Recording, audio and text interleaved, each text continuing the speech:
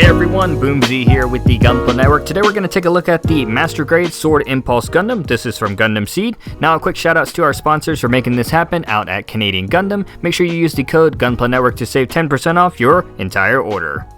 So let's go ahead and take a look at its articulation. The head does go left and right, a little bit of side to side, down and up. Then it does have like this head motion.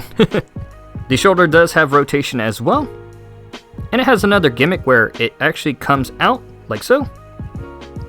Then you can actually, if you push this part, now this part is a little troublesome, but you push it up, then you can get the arm up like this, which looks a little strange if you ask me. But this is for the transform mode here for the flight form, and you can kind of do this. Let me get the other arm real quick so I can show you what it looks like. Basically, both arms can go up like this to achieve that flight form. Yay, I'm in space! And you do get nice extension here, all the way up and down.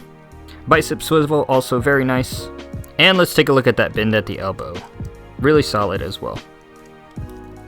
This chest piece does flap up like so, as well as this part flaps up, but I'm not sure why it won't stay for me. It just keeps falling down. The cockpit does open up as well, but it's a little hard to see. Torso's got a little bit of left and right. No real ab crunch with this. And taking a look at the skirt for the unit, these ones do move up and have a little bit of rotation. These actually have knives inside of them. Let me show you. So you can flap them open, pull these out, and it comes with this knife that you see equipped here, which has its own little articulation. This knife can be folded and stored right back into that side skirt.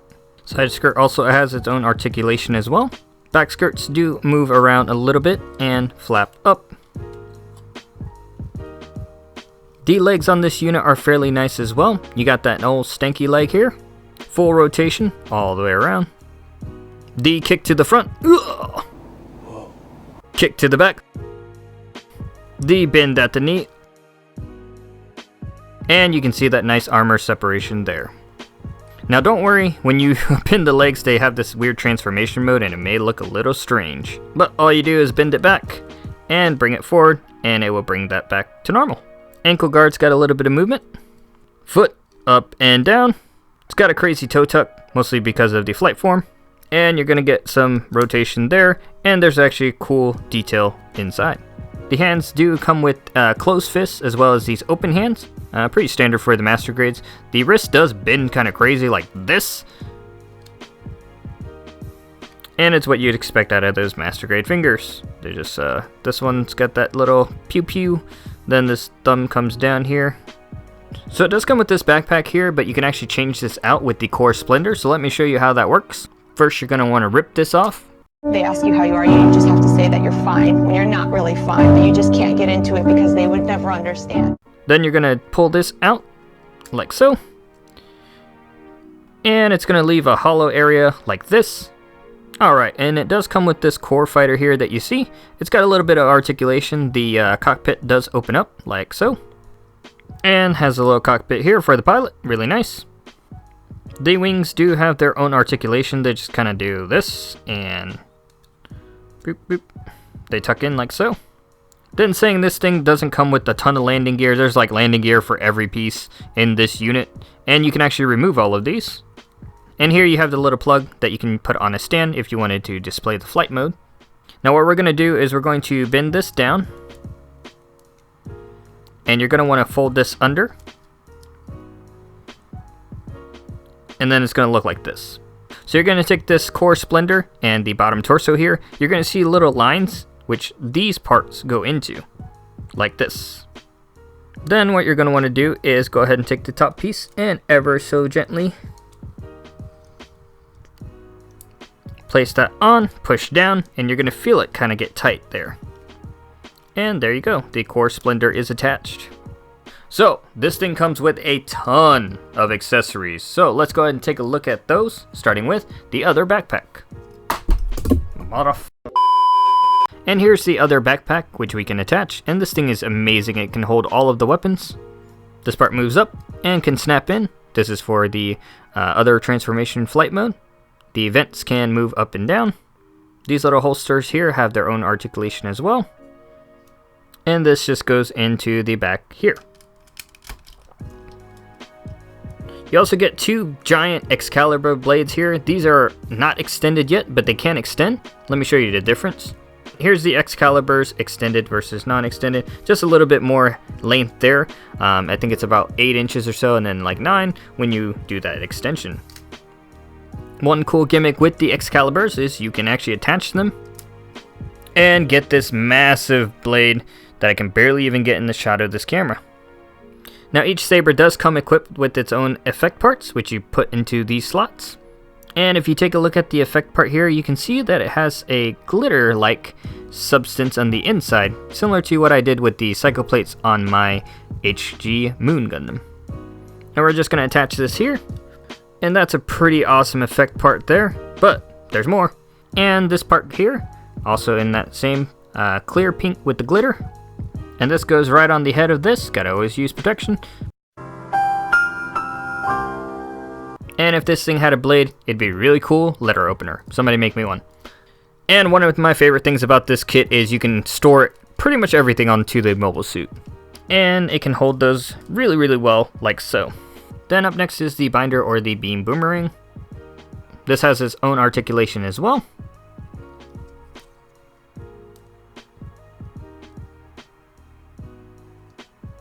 This piece does pop off, as well as the other side. And there's a very nice beam effect part in that pink sparkle. And you're going to attach that there, and this is what it looks like. Really, really nice weapon. So I wanted to show this before I put the binder on. This part does move up and down, so you can adjust the binder, which is really nice. Then it's got this little hole, and you can just slot that in. And more accessories. You also get this shield, which is absolutely beautiful. You can see that nice vibrant red on it. The back also has some nice details as well. This little thing here does move around. Whoop, and it comes off pretty easily. This piece does move up and down as well, and that's what you're going to use to slot into the arm. The shield does have a separating mechanism like so, which is pretty cool. Now you can remove this piece here in the front and this one here on the front on the bottom to get the flight form shield. And this handle does move up and down. And here's what those shields look like here with the landing gear. And it's basically supposed to look like this for the chest flight mode, which I'll show a little bit later. And like I said, there's a hole there, and it attaches the shield like so. You thought we were done? Ha! Joke's on you. We also got this rifle here. It does have this nice little red part here, which is a nice color separation. It's got some pretty standard articulation, nothing really impressive or to write home about.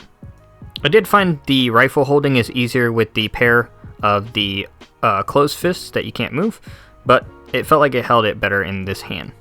Up next we got the silhouette flyer here. This thing looks like a gummy ship from Kingdom Hearts.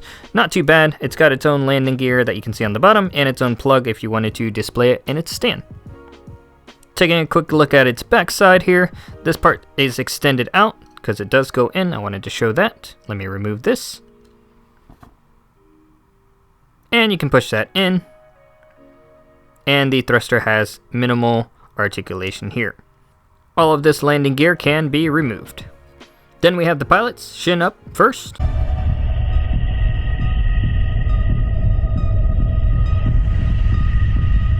And Hawk. There's this weird block piece which is part of the silhouette flyer and sword silhouette mode. I'll show this a little bit later and what the purpose of it is. And you may have noticed that this is the kit straight out of the box without any panel lining or the decals that were provided. Up next, what we're going to do is we are going to pop this thing apart, get it into all of its flight modes so you guys can see that. Now, did I mention this thing comes with a lot of flyers? They all come with their own little plugs for the stands, so we're just going to take a quick look at them. First, we got the core splinter, with the actual missiles attached this time. Then up next, we got the chest crier, or known as the chest flyer with its landing gear. There's a shot of that. Here's another look at the chest flyer here. And like I said, the unit just looks like it's straight crying. Then next we have the leg flyer coming in. This is what it looks like. And here's a quick look at the landing gear. It just goes into that slotted hole there. And it's also got this ding dong lander here. You just remove the armor and attach that.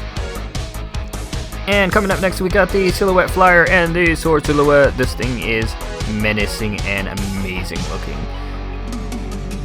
I actually wanted to highlight this because it looks so damn cool. It reminds me of Ray's Storm or something like that. And if you know me, I am a huge bullet hell person, so I actually really enjoy this. And like I said, this weird block thing, all it really is for is you put this on here. And yep, that's it. And some quick size comparison here. Here it is next to the cross silhouette. 1/144th scale. And 1/100 grams here. Well, what are my thoughts on the MG Sword Impulse? I will have to say, it only had a few cons that I noticed. The arm gimmick can feel a little scary at times when you're preparing it for the chest flyer mode, and the foot may pop out a little bit when you're preparing it for the leg flyer mode. Other than that, the kit feels extremely solid and well crafted. The color separation is very eye appealing. The vibrant red would make Char super proud. The detail, articulation, and armor separation blew me away for the age of this kit. Being a little bit older, I didn't know what to expect. Not to mention that this unit had a magnitude of weapons and accessories. I would suggest maybe placing all the plugs and flight parts into a Ziploc baggie. Back to the design of this unit, I love how menacing it looks, especially with the Excaliburs attached together with the beautiful sparkly effects. I'm sure this kit will stand out on the shelf with a little bit of panel lining, the dry transfers, and the stickers provided. I'll probably do the details a little bit later, maybe on a live stream on my solo channel, so be sure to check that out. So overall, I will have to say that this kit is a buy. At a cheap price of about 4,500 yen, or around $50 USD, or $1 million Canadian, you will not be disappointed. Last time I saw there were only 2 left in stock over at our sponsors on Canadian Gundam, so make sure you use that code Gunpla Network to save 10% on your very own Master Grade Sword Impulse. As always, thank you all so much for watching, and give yourselves a round of applause for coming together and getting Gunpla Network above our 10K milestone. I'd also personally like to thank everyone for the overwhelming support on my solo channel. We are getting close to the 500 subscriber giveaway goal as well. As always, make sure you like, comment, subscribe, and hit that notification bell not to miss any Gunpla content in the future. This is Boomsie, and keep building!